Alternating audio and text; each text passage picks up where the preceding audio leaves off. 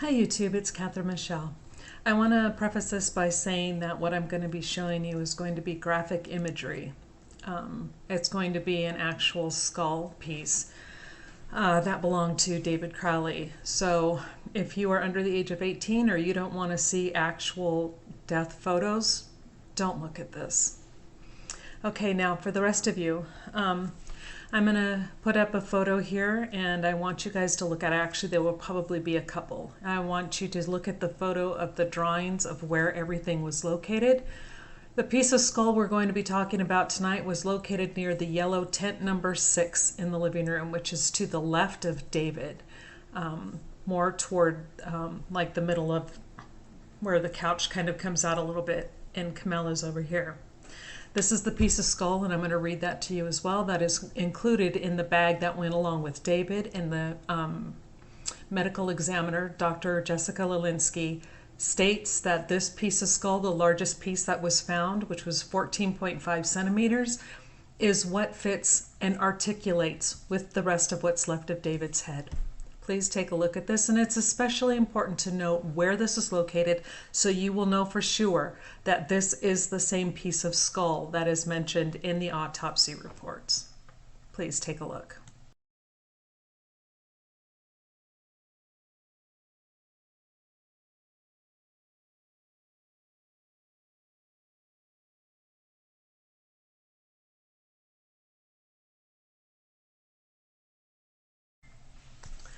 Okay, now I want you to take a look at the close-up of the skull and tell me what you see.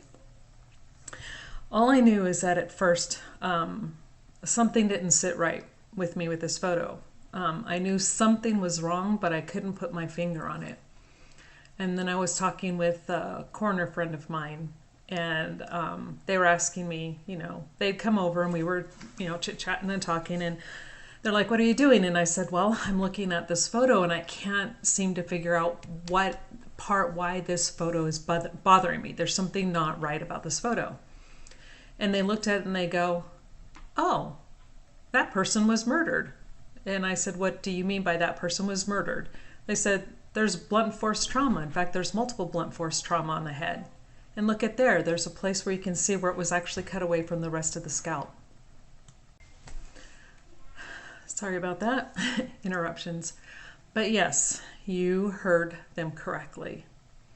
They pointed out the blunt force trauma to this skull piece, and they also pointed out where there is a straight edge along several aspects where you can see it was cut away with something straight and sharp, something that is similar or is basically the same thing as a knife.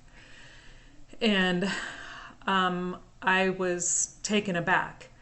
And then they said, "If you can alter these photos and run them through some of your filters, then I could probably even tell you the shape of the tool that left these marks on their head." And I said, "You're kidding." And they said, "No." So I said, "Okay, give me a few minutes and I will run this through my photography software programs, plural." And so I did that. And I only had one photo to go with at the time. And then later on, I was able to find other tool marks as well. But with the one that we found, they said it is clear. They said some type of ratchet, some type of tool, wrench, ratchet tool.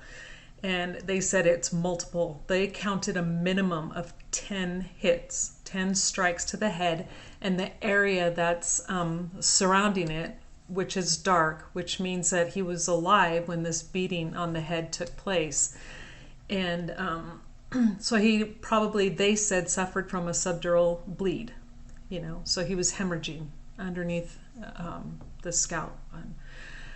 So they said it was hard for them to tell if the skull piece that they're looking at was concave or convex. They said they would assume it might be concave what they were looking at, but because it is a photo and photos can be tricky, they said they wouldn't say that for sure, but they would say definitely, and did say without any hesitation whatsoever. I mean, they just immediately went to, yeah, this person was beat in the head. and probably rendered unconscious due to it. And they said one of the blows was probably severe enough that it could have caused death. And they said why this wasn't picked up by the medical examiner is beyond them.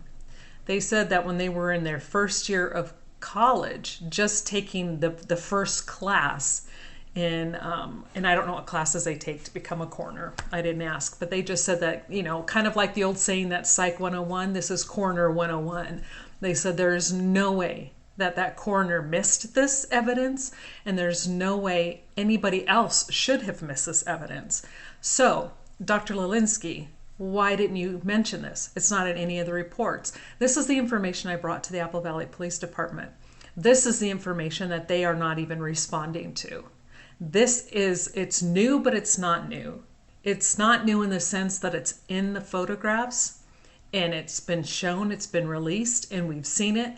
But it is, so it's not new in that sense, if that's what I said, but it is new in the sense that it has not been talked about, it has not been covered, and in fact it has been pushed under the rug, covered up, ignored, pushed aside because it doesn't fit the agenda of murder-suicide. This piece of evidence right here proves that David was a victim of murder. People can't go around bashing their heads in and then shooting themselves in the head and then cutting off their scalp. This is, without a doubt, we now have the absolute piece of proof that we need that David was murdered. This was a triple homicide. Now, I have come across some stuff that I believe is really strong circumstantial evidence that points to a couple of the friends. But that's circumstantial, and I can't go around saying, I think you're guilty, I think you're guilty. Although I think they're guilty, but I can't mention their names. I would love to. Trust me, I would love to. But again, that information was also sent to the police. And whether or not they do anything with it, I don't know. But this is why I want everybody to sign the petition. It's proof. I mean, this is fact. It's not my opinion, and it's not your opinion, and it doesn't matter if you agree or if you disagree. The whole point is this is fact. This is scientific. This is photographic proof that David's skull was cut away from the rest of his head. He couldn't have done this to himself. He was murdered, along with his wife and along with his child, which means that either this was some random killing or this actually was done out of rage or jealousy, could be, or this was actually a hired hit. I forget the term that they use right now. I mean, I'm just so angry. It's ridiculous. But, where they have handlers, the government hires them and then they have handlers. And did they go rogue or were they told to? Any one of those three are a strong possibility.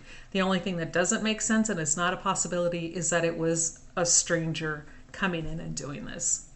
This was a planned execution of this entire family. It was a planned torture of this family.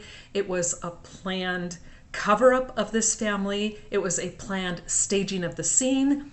And we have the entire Apple Valley, Minnesota Police Department covering it up. We have Dr. Jessica Lelinski, who was the coroner at the time, the medical examiner, at the time, covering it up.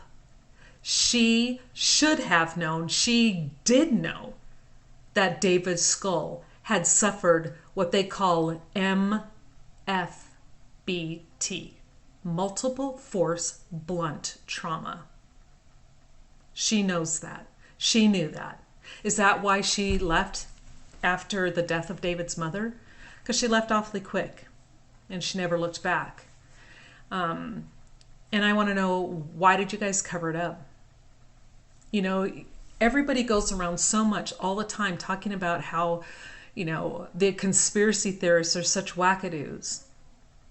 No, because we point out what you've done wrong because you couldn't cover your tracks.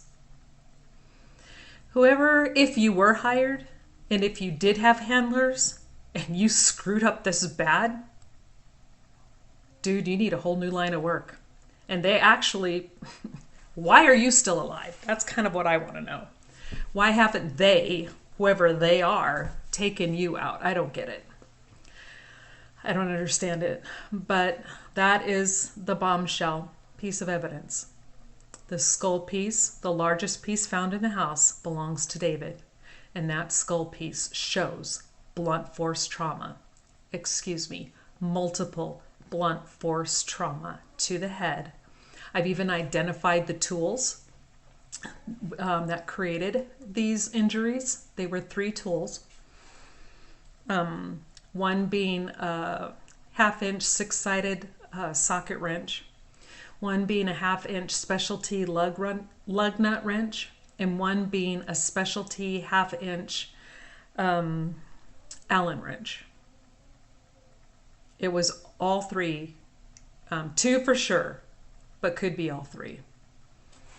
So, yeah, I don't know what to say. I was going to keep this quiet, but there, other photos are being leaked and talked about, which shows, the information anyway. So like it's already been put out there. So before, I don't know. It's just, okay, since somebody else decided to release that photo and bring attention to it for a different reason, there's no reason not to talk about this anymore. And I don't know if that wasn't done on purpose or they didn't think it through before they put it up there, but I don't like my hand being forced in this way because I truly wanted to give them time to explain themselves as to why they called this a murder-suicide when it is scientifically evident and medically proven, photographically proven, that David suffered multiple blunt force trauma to the head and his head was cut off from the scalp. I look forward to seeing and reading your comments and seeing what you guys have to say. But please let me know what you think.